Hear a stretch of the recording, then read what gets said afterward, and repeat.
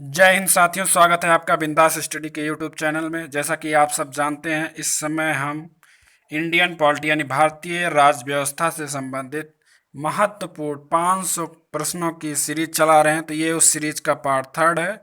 इसमें हम previous year में आए हुए इम्पॉर्टेंट प्रश्नों को डिस्कस करेंगे, जो आपकी परीक्षा में बहुत ही बड़ी इम्पॉर्टेंट महत्वपूर्ण भूमिका निभाएंगे। तो चलिए आज का वीडियो शुरू करते हैं। अगर आप पहली बार इस चैनल पे विजिट कर रहे हैं तो चैनल को सब्सक्राइब करना बिल्कुल ना भूलें, लाइक करें, ज़्यादा से ज़्यादा शेयर करें। तो चलिए आज का पहला क्वेश्चन ये रहा आपकी स्क्रीन पर। निम्न में कौन भारत को एक धर्मनिरपेक्ष राज्य बताता है? तो इसका सही जवाब होगा ऑप्शन डी, भारत की प्रस्तावना। पार्ट टू में हमने ये डिस्कस किया था। अगर आपने वो पार्ट नहीं देखा है तो डिस्क्रिप्शन में आपको लिंक मिल जाएगी, तो वहाँ से जाकर आप देख सकते हैं। इसके पहले हम एंशियंट हिस्ट्री और मेडिएवल हिस्ट्री के इम्पॉर्टेंट प्रश्नों को करा चुके हैं। नेक्स्ट क्वेश्चन, तो भारत की प्रस्तावना में डिस्कस किया गया है, भारत को धर्मनिरपेक्ष राज्य बताया गया है। नेक्स्ट क्वेश्चन, रिक्त स्थान पूरा करना। एक श्रेष्ठ नागरिक वह है जो, तो इसका सही जवाब होगा सामाजिक एवं राजनीतिक रूप से जागरूक हो। मतलब वो समझता हो कि हमारे सामाजिक और राजनीतिक अधिकार क्या क्या हैं। नेक्स्ट क्वेश्चन, भारत का संविधान है, तो इसका सही जवाब है ये एकल नागरिकता प्रदान करता है। अगर बात करें यहाँ नागरिक की, तो नागरिकता का जो डिस्कशन है वो अनुच्छेद किस में किया गया है? 5 से 11 भाग 2, अनुच्छेद 5 से 11 में और भाग 2 में। और भारतीय संविधान में कितने भाग हैं? 22 भाग हैं। कितने अनुच्छेद हैं? 395 अनुच्छेद हैं। और अनुसूचियाँ कितनी हैं? 12 अनुसूचियाँ हैं। तो बात कर रहा है भारत का संविधान कैसी नागरिकता प्रदान करता है? एकल नागरिकता। और नागरिक की अगर बात करें हम, नागरिकता है क्या? तो नागरिकता मतलब एक ऐसा अधिकार है जिसके तहत नागरिकता में आपको सिविल और राजनीतिक अधिकार दिए जाते हैं। राजनीतिक अधिकार में जैसे संसद, वोट देने का अधिकार, सांसद का चुनाव लड़ने का अधिकार, इस तरह अन्य कानूनी अधिकार भी दिए जाते हैं। अगर बात करें एकल नागरिकता और दोहरी नागरिकता की, तो एकल नागरिकता मतलब केवल एक ही नागरिकता, किसी देश द्वारा एक नागरिकता। जैसे अब भारत में है तो केवल देश इंडियन इंडियन कहा जाता है। मतलब किसी राज्य में, राज्य के आधार पर नागरिकता नहीं दिया जाता कि आप मध्य प्रदेश के नागरिक हैं या आप क्या कहते हैं, उत्तर प्रदेश के नागरिक हैं। ऐसी नागरिकता नहीं। जबकि अमेरिका में दोहरी नागरिकता दी जाती है। वहाँ पे जो है, एक तो देश के नाम पे दी जाती है नागरिकता, और दूसरी जो नागरिकता है उसमें दी जाती है कि आप फला इस देश के फला राष्ट्र में, मतलब राज्य की नागरिकता भी दी जाती है। तो अमेरिका में दोहरी नागरिकता है और भारत में एकल नागरिकता है। एकल नागरिकता का प्रावधान किस देश से लिया गया? ब्रिटेन से। नेक्स्ट क्वेश्चन, निम्न में से किस अधिकार को डॉक्टर बी आर अम्बेडकर द्वारा संविधान का हृदय और आत्मा बताया गया? संविधान का हृदय और आत्मा बताया गया। तो इसका सही जवाब होगा ऑप्शन डी, संवैधानिक उपचार का अधिकार। तो अगर बात करें संवैधानिक उपचार का अधिकार, तो इसका डिस्कशन अनुच्छेद 32 से 35 तक है। तो इसके तहत जो है मौलिक अधिकार जो है आपकी नागरिक के, भारतीय नागरिक के जो मौलिक अधिकार हैं, उसके लिए वो न्यायालय में अपील कर सकता है उसको लागू कराने के लिए। तो न्यायालय इसमें 5 तरह के रेट, मतलब 5 तरह के अधिकार दिए गए हैं जिसके लिए वो न्यायालय को अपील कर सकता है। बंदी प्रत्यक्षीकरण और परमादेश और प्रतिषेध लेख, उत्प्रेषण और अधिकार परीक्षा। तो ये 5 हैं। नेक्स्ट क्वेश्चन, यह प्राथमिक अधिकार था किंतु अब केवल कानूनी अधिकार है। तो इसका सही जवाब है जायदाद का हक। मतलब जायदाद का हक जो है, मतलब आपके पास धन रखने का हक। अब ये, आप पहले मौलिक अधिकार था कि आप कितना भी धन घर पे रख सकते हैं, अपने पास रख सकते हैं, लेकिन अब आप ज़्यादा मनी का संग्रहण नहीं कर सकते हैं। तो ये मूल संविधान में जो था हमारा मौलिक अधिकार था। तब उस समय मूल संविधान में कितने मौलिक अधिकार थे? 7। लेकिन अब जब से ये संपत्ति रखने का अधिकार कानूनी अधिकार बनाया गया है, तब से अब ये अपना मौलिक अधिकार नहीं रहा। संपत्ति रखने का अधिकार मौलिक अधिकार नहीं रहा, क्योंकि अब इसको कानूनी अधिकार बना दिया गया है। किस संविधान पूछा जाता है, किस संविधान संशोधन द्वारा वित्त रखने मतलब संपत्ति रखने के अधिकार को कानूनी अधिकार बनाया गया? तो उसका सही जवाब 44वें संविधान संशोधन द्वारा संपत्ति रखने के अधिकार को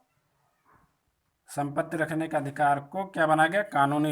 कानूनी अधिकार बना दिया गया, मौलिक अधिकार से हटाकर। ये 44वां संविधान संशोधन कब हुआ था? 1978 में। तो 44वें संविधान संशोधन द्वारा इसको 300 का के तहत कानूनी अधिकार बनाया गया। मौलिक अधिकारों के बारे में कौन सा कथन सत्य नहीं है? इसमें पूछ रहा है कौन सा गलत है। तो देख लेते हैं। संविधान के प्रारंभ में 7 मौलिक अधिकार दिए गए थे, तो ये तो सही है, अभी उस पर ऊपर डिस्कस किया। लेकिन प्रेजेंट टाइम में कितने हैं? केवल 6। तो मूल जो संविधान था उसमें 7 था। वित्त का अधिकार अब हटा दिया गया। और दूसरा, मौलिक अधिकार की व्यवस्था 12 से 35 तक। अगर बात करें भाग 3 में, भाग 3 में 12 से 35 तक मौलिक अधिकार है। प्राण एवं दैहिक स्वतंत्रता का अधिकार आपातकाल में भी निलंबित नहीं होता, ये भी सही है। वाक एवं अभिव्यक्ति की स्वतंत्रता अनुच्छेद 19 के अंतर्गत है, तो ये भी सही है। तो इस तरह सभी सही हैं, मतलब कोई भी गलत नहीं, तो ऑप्शन डी सही होगा। नेक्स्ट क्वेश्चन, अनुच्छेद 14 में कानून की समानता का अधिकार किस देश से लिया गया है? तो इसका सही जवाब होगा ऑप्शन बी, ब्रिटेन से। नेक्स्ट क्वेश्चन, इसका मतलब है कानून के समक्ष समानता का अधिकार। नेक्स्ट, ये कहाँ से लिया गया? ब्रिटेन से। भारत के संविधान के अंतर्गत अब कुल कितने मौलिक अधिकारों की गारंटी दी गई है? तो इसको पहले भी ऊपर डिस्कस कर लिया हम लोग, कितने? 6। अगर बात करें मौलिक अधिकार तो भाग 3 अनुच्छेद 12 से 35 तक, और पहले कितने थे? 7। कौन सा हटाया गया? संपत्ति रखने का अधिकार। नेक्स्ट क्वेश्चन, मौलिक अधिकारों में संशोधन करने के लिए कौन सक्षम है? तो आपके मौलिक अधिकार में अगर कोई संशोधन करना चाहता है, कौन कर सकता है? संसद, यानी विधायिका। नेक्स्ट क्वेश्चन, भारतीय संविधान में राज्य के नीति निर्देशक सिद्धांतों को शामिल करने का पीछे मुख्य उद्देश्य क्या था? तो इसका सही जवाब होगा ऑप्शन ए, कल्याणकारी राज्य की स्थापना। अगर हम बात करें नीति निर्देशक सिद्धांत, तो किस भाग में है ये? भाग 4। अनुच्छेद की बात करें तो 36 से 51। तो इंपॉर्टेंट क्वेश्चन है, नीति निर्देशक सिद्धांत किस भाग में है? भाग 4 में है, और अनुच्छेद 36 से 51 तक, ठीक ना। और नीति निर्देशक सिद्धांत या तत्व कहाँ से लिए गए हैं? तो ये लिए गए हैं आयरलैंड से। तो इसका सही जवाब है ऑप्शन ए, कल्याणकारी राज्य की स्थापना। भारतीय संविधान के निर्माताओं के मन तथा आदर्शों की झलक मिलती है। तो इसका सही जवाब होगा ऑप्शन ए, प्रस्तावना में, प्रियम्बुल में। PREAMBLE, प्रियम्बुल मतलब प्रस्तावना में। तो इसको देशिका भी कहा जाता है प्रस्तावना को। नेक्स्ट, नौकरी में समान अवसर का अधिकार संविधान के किस अनुच्छेद में प्रतिस्थापित है? तो इसका सही जवाब होगा ऑप्शन डी, 16वां। मतलब सबको नौकरी में समान अवसर का अधिकार, मतलब समान अधिकार है, कोई भी फॉर्म अप्लाई कर सकता है ना। नेक्स्ट क्वेश्चन, अगर वो एलिजिबिलिटी को पूरा करता है। तो उसी तरह निम्न में से ब्रिटिश संविधान की किस विशेषता को भारतीय संविधान में शामिल किया गया है? तो संसदीय पद्धति की सरकार, ये भी सही है। विधि के शासन, ये भी सही है। विधि निर्माण प्रक्रिया, ये भी सही है। तो उपरोक्त सभी, इसके बारे में हम डिस्कस कर चुके हैं कल के वीडियो में। विदेशी स्रोत, ब्रिटिश संविधान, तो यहाँ से एकल नागरिकता का प्रावधान यहीं से लिया गया। कहाँ से? ब्रिटेन से। नेक्स्ट, अस्पृश्यता मतलब छुआछूत का अंत संविधान के किस अनुच्छेद द्वारा किया गया? तो इसका सही जवाब होगा ऑप्शन ए, 17वें संविधान संशोधन द्वारा। नेक्स्ट क्वेश्चन, याचिका जैसे कि परमादेश, बंदी प्रत्यक्षीकरण जारी किए जाते हैं, तो इसका सही जवाब होगा ऑप्शन सी, उच्च न्यायालय। तो अभी इसके पहले हमने बताया क्या, संवैधानिक उपचारों, संवैधानिक उपचार हैं क्या, ये पांच, मतलब संवैधानिक उपचार अनुच्छेद 32 के तहत पांच तरह के रिट हैं, जिसके लिए अगर आपके मौलिक अधिकार का हनन हो रहा है तो ये पांच अधिकार दिए गए हैं नागरिक को कि वो न्यायालयों में, उच्च न्यायालय या सर्वोच्च न्यायालय में अपनी रिक्वेस्ट या याचिका दायर कर सकता है। तो उच्च न्यायालय रिट दायर करेगा, मतलब आदेश दायर करेगा। उसकी तरफ पांच तरह की रिट दायर कर सकता है, परमादेश, बंदी प्रत्यक्षीकरण, अगर आपको बंदी बना लिया गया है तो क्यों बंदी बनाया गया है, इस तरह, और अधिकार परीक्षा की आप किस अधिकार से कार्य कर रहे हैं, ये आपके, और इसी तरह पांच प्रतिषेध लेख है, और उत्प्रेषण कि आप अगर न्यायालय है कोई है तो उससे कह दिया जाए कि आप अपने ऊपर के न्यायालय को ये प्रेषित कर दीजिए, क्या उत्प्रेषण के तहत। और अगर प्रतिषेध लेख की बात करें तो ये जारी, आदेश जारी किया जाता है निम्न न्यायालयों को कि यह मामला आपके अधिकार के बाहर है, उच्च न्यायालय द्वारा, जो मतलब उससे ऊपर है, तो वो निम्न न्याय अपने नीचे के न्यायालयों को, मतलब उच्च न्यायालय सर्वोच्च न्यायालय अपने नीचे के न्यायालयों को ये कहते हैं कि ये जो मामला है आप इस पर कार्रवाई ना कीजिए, क्योंकि ये आपके अधिकार अधिकार क्षेत्र के बाहर है। उत्प्रेषण द्वारा कहते हैं अधीनस्थ न्यायालय को कि आप ये मामला जो है आप अपने ऊपर भेज दीजिए, आप अपने ऊपर के न्यायालयों को भेजें। और अगर बात करें परमादेश, तो परमादेश का मतलब ये हुआ कि ये न्यायालय द्वारा जारी किया गया एक आज्ञा पत्र है, जिससे कहा जाता है कि अधिकारी जो है अपने कर्तव्य का पालन करे। और बंदी प्रत्यक्षीकरण तो बता ही दिया कि अगर कोई भी किसी को बंदी बना लेता है और उसे लगता है, जिसे बंदी बनाया गया उस नागरिक को लगता है कि मुझे बिना वजह, बिना किसी कारण के मतलब अरेस्ट किया गया, गिरफ्तार या बंदी बनाया गया है, तो वो अपील कर सकता है न्यायालय में। तो न्यायालय उसको आदेश देगा कि निश्चित टाइम के अंदर आप इसको न्यायालय में प्रस्तुत कीजिए। तो इसका, और उच्च न्यायालय पूछा जाता है, उच्च न्यायालय को किस अनुच्छेद के तहत रिट जारी करने की शक्ति दी गई, तो अनुच्छेद 226, 226। अगर ये सर्वोच्च न्यायालय को पूछा जाए तो अनुच्छेद 32 के तहत। नेक्स्ट क्वेश्चन, भारत के संविधान का भाग 4 के बारे में बताता है, तो इसका सही जवाब होगा राज्य के नीति निर्देशक तत्व, इसको पहले डिस्कस कर चुके हैं। और अनुच्छेद की बात करें तो 36 से 51 में। नेक्स्ट क्वेश्चन, कौन सा व्यक्तिगत स्वतंत्र सुनिश्चित करता है, तो इसका सही जवाब होगा ऑप्शन बी, बंदी प्रत्यक्षीकरण। हम जानते हैं परमादेश मतलब ये आदेश देता है कि अपने कर्तव्य का पालन करें। और क्यू वारंटो मतलब अधिकार परीक्षा, यहाँ पे क्यू वारंटो होना चाहिए, अधिकार परीक्षा। तो इसके तहत पूछता है कि आप किस अधिकार से, मतलब किस अधिकार से ये कार्य कर रहे हैं, मतलब आपको ये कार्य करने का अधिकार नहीं है। अगर उसे कार्य करने का अधिकार नहीं तो न्यायालय जारी करेगा कि आप ये अधिकार किस, मतलब किस आधार पे कर रहे हैं। तो अगर यहाँ पे देखा बंदी प्रत्यक्षीकरण, व्यक्तिगत मतलब पर्सनल फ्रीडम, मतलब व्यक्तिगत स्वतंत्रता, यहीं से जाहिर होता है कि बंदी प्रत्यक्षीकरण, अगर किसी आपको बंदी बना लिया गया बेवजह तो आप वहाँ पे रिक्वेस्ट या याचिका दायर कर सकते हैं उच्च न्यायालय या सर्वोच्च न्यायालय में। तो वो कहेगा कि बंदी को, या जैसे आपने बंदी बनाया वो फिक्स टाइम पीरियड के अंतर्गत न्यायालय में पेश कीजिए। और किसने कहा था राष्ट्र का नीति निर्देशक तत्व तो ऐसा चेक है जिसे सुविधा अनुसार भुनाया जा सकता है, तो इसका सही जवाब होगा ऑप्शन सी, इंपॉर्टेंट क्वेश्चन है। तो इसमें क्यों कहा गया है ऐसा, ऐसा चेक है जिसे सुविधा अनुसार भुनाया जा सकता है, मतलब इसे राज्य अपनी सुविधा अनुसार ही लागू करेगा। मतलब एक तो मौलिक अधिकार है, उसके लिए आप अपने न्यायालयों में, अपने मतलब उच्च न्यायालय या सर्वोच्च न्यायालय में आप अपील दायर कर सकते हैं, याचिका दायर कर सकते हैं कि मेरे मेरे इस अधिकार का हनन हो रहा है। लेकिन अगर बात करें नीति निर्देशक तत्व जो राज्यों के लिए बनाए गए हैं, अगर वो लागू नहीं कर रहा है आपका राज्य आपके लिए, तो उसके लिए आप किसी भी न्यायालय में याचिका दायर नहीं कर सकते हैं।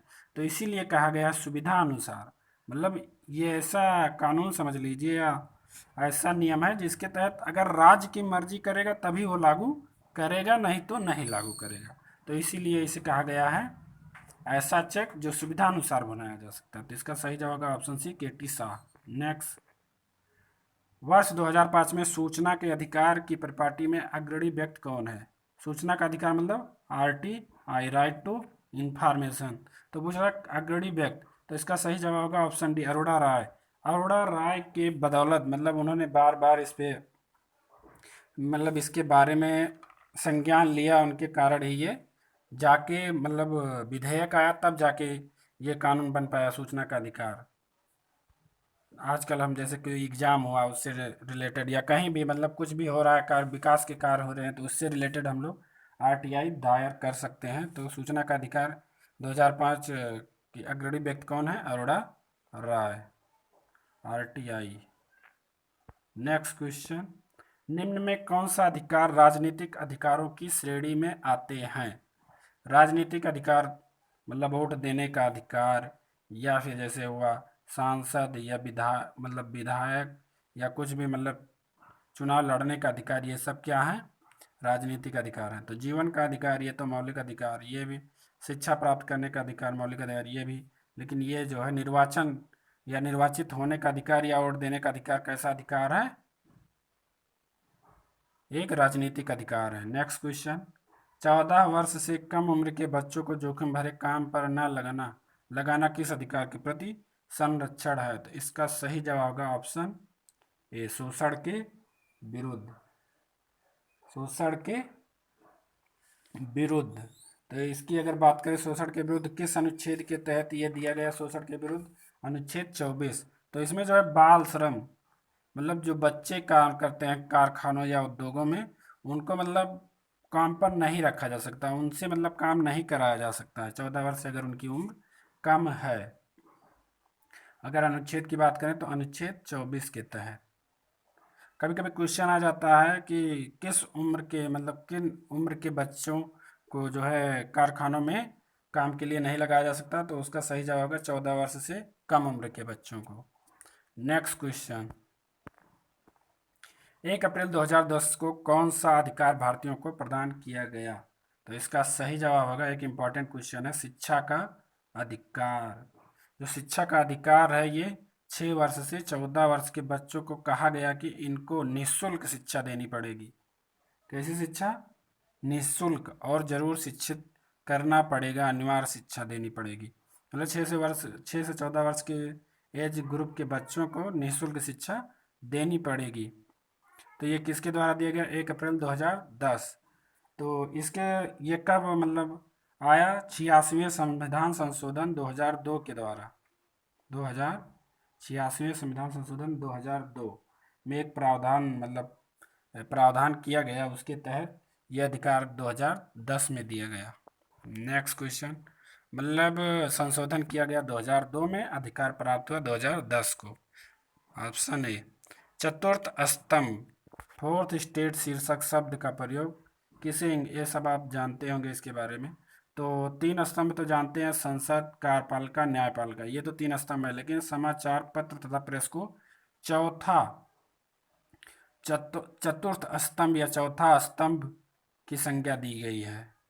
जो नेक्स्ट क्वेश्चन, लेकिन ये इस समय आजकल तो प्रेस और समाचार पत्र अपना काम ही नहीं कर रहे हैं। चौथा स्तंभ मतलब कहीं अगर गलत हो रहा है तो उसकी निंदा करना। लेकिन इस समय तो ये भाई उसी में लगे हुए हैं, ब्रेन वॉश करने में लगे हुए हैं कि एक ही न्यूज़ को चाहे उसका कोई मतलब हो चाहे ना हो, वही चलाए जा रहे हैं। मनोरंजन का साधन बन के रह गया है बस। नेक्स्ट क्वेश्चन,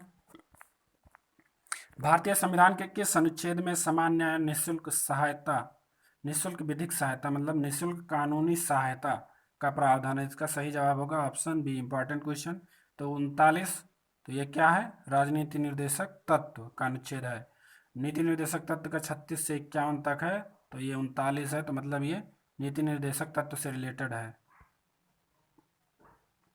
अगर आपको वीडियो पसंद आ रहा है तो दोस्तों इस वीडियो को ज़्यादा से ज़्यादा शेयर कीजिए, लाइक कीजिए और कमेंट करना बिल्कुल मत भूलिए, और सब्सक्राइब कीजिए। अगर आप इस चैनल पर नए हैं तो सब्सक्राइब करके बेल आइकन दबाइए, बेल आइकन के बटन ऑन कर लीजिए। नेक्स्ट क्वेश्चन, निम्न में कौन सा एक मौलिक अधिकार नहीं है? पूछ रहा है मौलिक अधिकार कौन सा नहीं है। तो आप जानते हैं 6 मौलिक अधिकार है। अगर उसको याद करना हो EF या 4 CM से याद कर सकते हैं आप। ई मतलब इक्वलिटी समानता का अधिकार, एफ मतलब फ्रीडम स्वतंत्रता का अधिकार, एच मतलब हैरेसमेंट शोषण के विरुद्ध अधिकार, आर मतलब रिलीजन धर्म, क्या धर्म के लिए अधिकार। और अगर सी की बात करें हम, यह मतलब मेडिकल संवैधानिक उपचार, और अगर सी की बात करें कल्चरल मतलब संस्कृति और शिक्षा के लिए अधिकार। तो इस तरह क्या हो गया EF या 4 CM, ये ट्रिक है EF HRCM, ये आपके 6 अधिकार हो गए। इक्वलिटी फ्रीडम हैरेसमेंट मतलब शोषण के विरुद्ध, आर मतलब रिलीजन मतलब धर्म, धार्मिक स्वतंत्रता का अधिकार, सी मतलब कल्चरल मतलब शिक्षा संस्कृति का अधिकार, और यम मतलब अब इसे रेमेडीज तो कह सकते हैं, लेकिन यम से आप समझ लीजिए मेडिकल मतलब उपचार समझ लीजिए आप। रेमेडीज होता है सही, लेकिन आप समझ लीजिए मेडिकल, क्या EF HRCM। तो इक्वलिटी समानता का अधिकार, और दूसरा हो गया स्वतंत्रता का अधिकार, और तीसरा हो गया शोषण के विरुद्ध, और चौथा हो गया धार्मिक स्वतंत्रता का अधिकार, पांचवा सांस्कृतिक और शिक्षा, सांस्कृतिक और शिक्षा से संबंधित अधिकार, और लास्ट हो गया कौन सा, संवैधानिक उपचारों का अधिकार। नेक्स्ट क्वेश्चन, तो इसका सही जवाब है कौन सा मौलिक अधिकार नहीं। अब इसमें से जो बच रहा है हड़ताल का अधिकार, ये भी मौलिक अधिकार है, ये भी मौलिक अधिकार, ये भी मौलिक अधिकार। Next question.